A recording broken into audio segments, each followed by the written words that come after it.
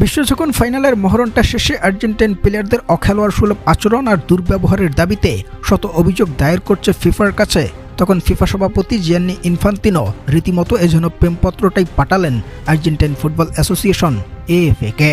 যদিও ওরা নিজেরাই ঘটা করে জানিয়েছিল ম্যাচ শেষে আলবিসেলেস্তাদের সেই আচরণের তদন্তের কমিটিটা প্রস্তুত, কঠিন শাস্তি হবে পারদেস আলমাদা আর আর্জেন্টাইন কোচিং স্টাফদের।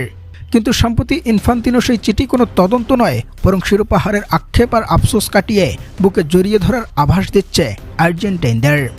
দর্শক, সেই 19 জুলাই ফাইনালের মহরণটা শেষে যখন 1-0 ব্যবধানে হারল আর্জেন্টাইনরা, তখন ম্যাচের শেষ বাঁশি বেজে ওঠার সাথে সাথেই রদ্রি এবং নাহুয়েল মলিনার মাঝে তৈরি হয় বিতর্ক। আর এই বিতর্কে উত্তাপ ছড়িয়েছিলেন পারদেস আলমাদা ও আর্জেন্টাইনদের সহকারী কোচ রবার্তো আয়েলা। বেশ কয়েকজন স্প্যানিশ তারকার সাথে সংঘাতে জড়িয়ে যে অখেলোয়াড় সুলভ আচরণ দেখিয়েছে আর্জেন্টাইন প্লেয়াররা, সেই অদ্ভুত আর অনাকাঙ্ক্ষিত আচরণের তদন্তের একটি কমিটিও নাকি প্রস্তুত করেছিল ইনফান্তিনোর বোর্ড। জানিয়েছিল কঠিন থেকে কঠিনতম শাস্তি হবে যদি অভিযোগের যথাযথ প্রমাণ মেলে তদন্ত শেষে।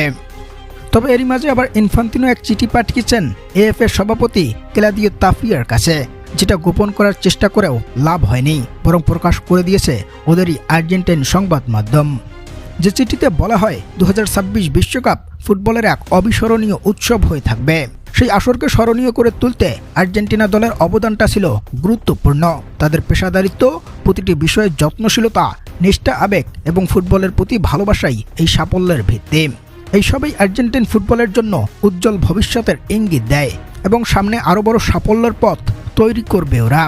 যেখানে আর্জেন্টাইন প্লেয়ারদের দুর্ব্যবহার আর খেলার ভাবমূর্তিতে আঘাত করার তদন্তটা নাকি এখনও গভীরভাবেই চালাচ্ছে ইনফান্তিনোর প্রস্তুত করা সেই কমিটি, সেখানে ফিফা সভাপতির এমন চিঠিতে স্বস্তি মেলাতে পারেনি ব্রিটিশ সংবাদ মাধ্যমগুলো।